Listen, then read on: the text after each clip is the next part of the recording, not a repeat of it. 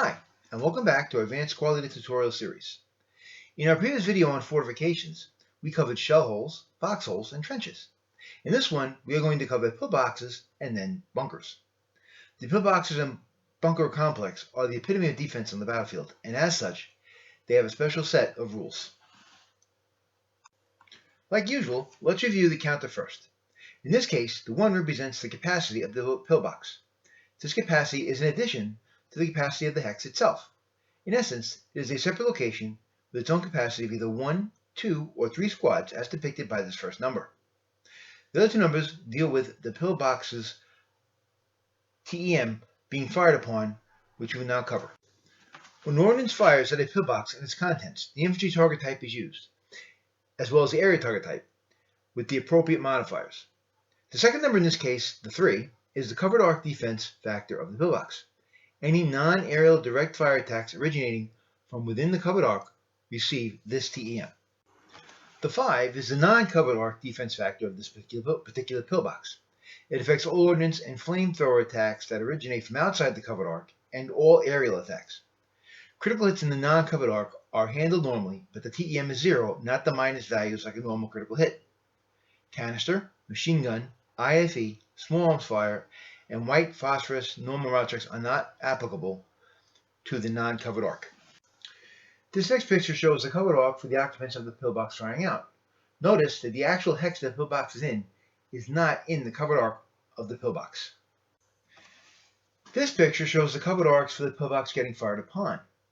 Fire originating in between the red lines receives a covered arc TEM. Fire from outside of the red lines receives a non-covered arc TEM and suffers from the restrictions listed above. The covered arc and non-covered arc TEM do not apply versus AP ordnance hits, whose 2-kill number is at least twice the value of the defensive TEM. For example, if a Tiger tank with an 88 long gun, which has a 2-kill of 20, fires at a pillbox with a covered arc TEM of 3, it is firing at the infantry with no TEM because the 20 is at least twice the value of the TEM of the pillbox. If it hits against the infantry, then its effect is on the 2 firepower table with no modification, as per the C8.31 HE equivalency table. That takes care of the pillbox as a target, so let's cover some other important stuff. A pillbox is not a line of sight obstacle or hindrance. Line of sight from inside a pillbox can only be traced from within the covered arc. While the hex that the pillbox is in is not in the covered arc of the pillbox, it is considered adjacent. Units that are next to a pillbox within its covered arcs are also considered adjacent, and vice versa. Fire from inside a pillbox is limited to close combat, smoke grenade placement, and thrown DC in its own hex, and through the covered arc outside of its own hex. Since the pillbox is a separate location, only spray firing and canister direct fire attacks can attack both the pillbox and its hex. All direct fire attacks have to declare the pillbox as the target. OBA, bombardment, area, and residual firepower attack the hex and the pillbox together. An overrun cannot affect a pillbox. Entering a pillbox location. Infantry must first pay to enter the pillbox hex, which in this case is 1.5 MF. Then the infantry must pay an additional 1 MF to enter the pillbox itself. These MF costs cannot be combined in any way. Route phase movement and interdiction is based upon the terrain of the pillbox hex. A unit may not enter a pillbox location if an enemy ground unit is located in the pillbox itself, and by the same token, a unit in a pillbox does not stop enemy units from entering the pillbox hex. Infantry may never enter a pillbox that contains enemy infantry. A berserk unit would enter the hex and attack the pillbox, but could not enter the hex till the enemy unit was gone. Most likely this would be via close combat. During this close combat, hand-to-hand is not allowed, and it does not result in melee. So in this instance, triple point-blank fire and target selection restrictions do not apply to the units inside the pillbox.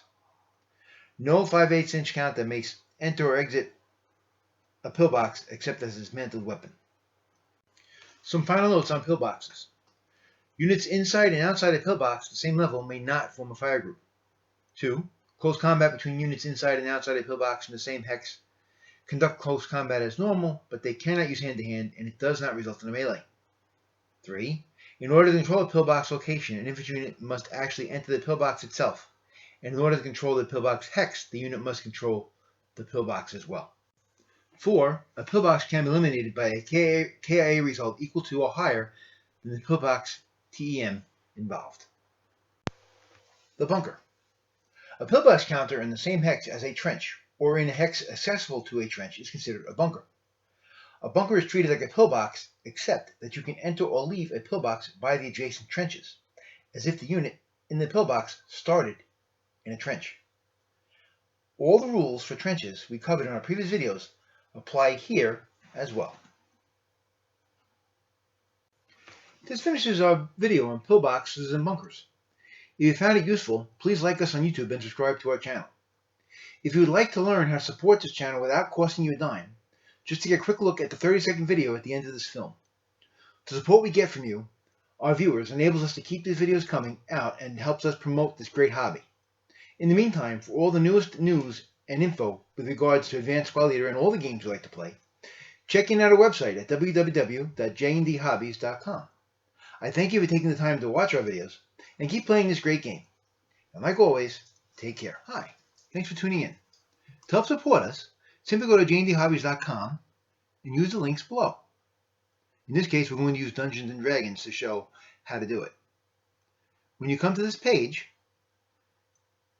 click on any of our links here. There's a link that will go directly to Amazon. Now, from this point on, you can shop for any of the products you have in links or any products that you like at all, anything you need. By simply clicking and ordering the products through our links, we at J&D Hobbies will get credit for it. That credit will help us to support this channel and to keep everything moving. Thank you again, and take care.